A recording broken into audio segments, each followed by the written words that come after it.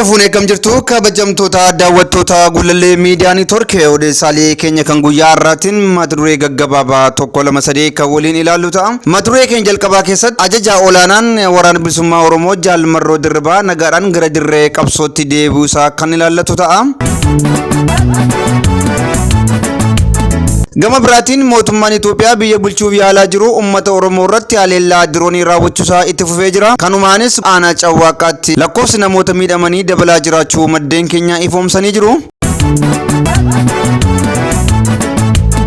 Ajandaa keenya sadaffaatiin mootummaan Itoophiyaa ammas waraana bilisummaa Oromoo wajjin karaa nagaadhaan dubbii qabu fitachuu osoo hin taane shira xaxaa jiraachuusaa odeeffannee jirra. Kanas kan isin biraan geenyu ta'a. Peesee kan isin biraan ga'u ana buunna waa beekooti hamma dhuma sagantaa keenyaatti akka nu wajjin turtan gammanumaan isin affeera. Isinis qophiileen keenya guyyaa guyyaa akka isin bira ga'aniif liinkii YouTube Gullallee Miidiyaa Neetwoork saabskraayibii gochuudhaan maamila keenya akka taatan isin gaafanna. Ajajaan waraana bilisummaa Oromoo Jaal Marroo Dirribaan nagaadhaan gara dirree qabsootti deebi'anii jiru.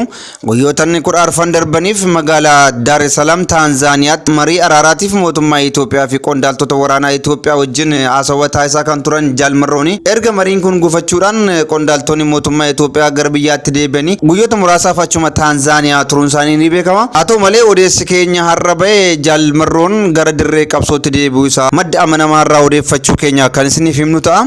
Waliigaltee hararaa mootummaa Itoophiyaa wajjin goone kanarratti parsantii 100 keessaa 100 wanta saba Oromoo fayyadu yoo arganne haraara kana irratti waliigalla. Wanti faayidaa Oromoo sharafu yookaan jijjiiru yoo jiraate galuu irratti waliin galu jechuudhaan ajandaa dhaabbataa isaanii ibsanii turanii Jaal Marroon gufachuu marii araaraa kana sababeeffachuudhaan mootummaan Itoophiyaa ibsa baaseen mata jabina waraana bilisummaa Oromoo fi hooggantoota isaatiin mariin araaraa Taanzaaniyaatti marsaa lammaffaa deemaa ture gufateera jechuunsaa kan yaadatamu ta'a.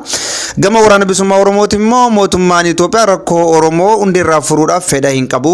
Qondaaltota waraana bilisummaa Oromoo qofaaf aangoo kennuu barbaada. Kun immoo faayidaa keenyaaf utuu hin taane faayidaa saba Oromootiif hanga manaa baanetti wanta bilisummaa Oromoo gufachiisu wanta qabsoo Oromoo duubatti deebisu sharafu irratti hin hirmaannu jechuudhaan gaaffii mootummaa Itoophiyaa kana kuffisanii aantummaa saba isaanii agarsiisaniiru. Qondaaltonni waraana bilisummaa Oromoo Taanzaaniyaa turanii xiinxaltoonni siyaasaa mootummicha deeggaranii fi miidiyaaleen Itoophiyaa mootummaa Itoophiyaa deeggaran hedduun isaanii Jaal Marroon gara biyyaatti deebi'uu hin danda'u. Taanzaaniyaa dhumatti hafaa waraanni bilisummaa Oromoo hin bittinnaa qofa osoo hin taane gareelee hedduutti wal ijaaruudhaan Oromiyaa keessatti saamicha garagaraa raawwachuu itti fufa jechuudhaan tilmaama dogoggoraa kaa'anii turanii. Namoota tilmaama dogoggoraa kaa'an keessaa inni tokko gameessa siyaasaa fi yeroo ammaa kanatti immoo michuu mootummaa Itoophiyaa kan ta'e hayyuu siyaasaa obbo Leencoo Lataati. Obbo Leencoo Lataa guyyoota lama dura maal akka jedhanii fi maal akka dubbatan karaa Gullallee Miidiyaa Neetwoork irratti dubbannee turre. Haa ta'u malee tilmaamni obbo Leencoo Lataa kun guyyoota muraasa booda kan kufe ta'uudhaan tilmaamni isaanii dogoggora ta'ee qabsaa'an yookaan hoogganaan waraana bilisummaa Oromoo Jaal Marroo Dirribaan gara dirree qabsootti deebi'uudhaan waraana bilisummaa Oromoo hoogganuu har'aa ka'e itti fufee jira jechuudha. Kuni oduu mootummaa Itoophiyaa fi deeggartoota mootummaa Itoophiyaatiif oduu gaddaadha jenneeti amanna. Jarri baga gaddan deeggartoonni qabsoo bilisummaa Oromoo fi waraana bilisummaa Oromoo baga gammaddan baga milkooftan qabsoon bilisummaa Oromoo gara fuulduraatti kan deemudha. Hololaa fi ajandaa mootummaa Itoophiyaa bocuun gara boodaatti kan deebi'u miti. Jabaadhaa gara fuulduraatti adeemaa go ahead isiniin jenna.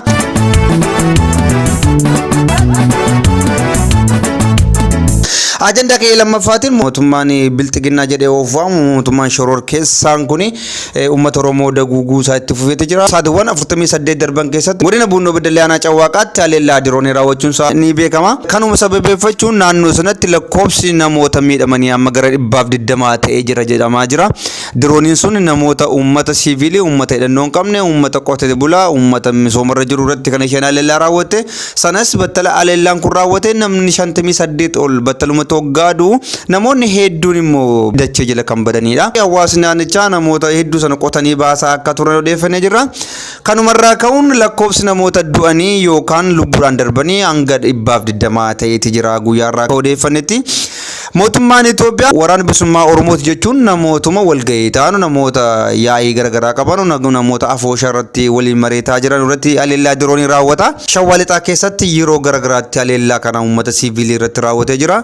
Akkasumas guyyoota lamaan dura immoo godina Boonoo Bedee irratti raawwateen miidhaa guddaan gaheeti jira. Kun oduu baay'ee nama gaddisiisudha. Kabajamtoota daawwattoota Gullallee Miidiyaa Neetwoork, uummanni Oromoo kanaafuu mootummaa shororkeessaa kan mootummaa Oromoo baduu qaba jedhee hamanu kana ofirraa fonqolchuudhaan waraana bilisummaa Oromoo cina dhaabbachuudhaan tokkummaa isaatiin gandaa fi lagaan amantaa fi siyaasaan utuu waliin qoodin mootummaa kana dura dhaabbachuudhaan bilisummaa isaa akka gonfatu isiniin jenna.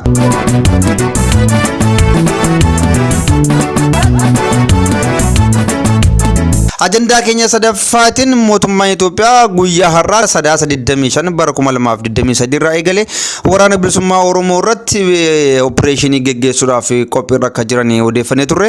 Guyyaa har'aatii ka'ee haleellaan kun yookaan opereeshinii waraana mootummaa geggeessu kun bakkoota garaagaraatti itti fufa jedhameeti amanamaa jira.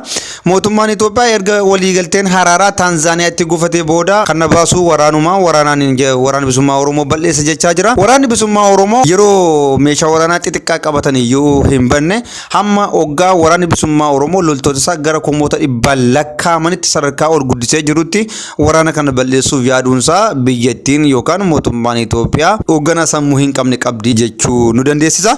Maaliif jennaan waraanni bilisummaa Oromoo sadarkaa intarnaashinaal ta'etti irree isaa agarsiisee tasuma afaan qawweetiin baduu kan hin qabne ta'uusaa mul'iseeti humna isaatiin. Amma waraanni bilisummaa Oromoo amma sadarkaa uummanni Oromoo irraa eegutti sadarkaa baay'inaa fi sadarkaa bal'ina dachee Oromootti guddatee babal'atee jira. Waraanni kun mootummaan Itoophiyaa garuu sana nagarree natti fakkaata. Ammas gara lolaatti adeemaa jira. Lolaan balleessuu immoo hin danda'u. Gidduutti garuu saba Oromoo daakuudhaaf saba Oromoo gidduutti haleellaa garaagaraa irratti raawwachuudhaan saba Oromoo gidduutti madeessuu barbaada malee waraana bilisummaa Oromoo kana waanuma tokkoyyuu gochuu hin danda'u.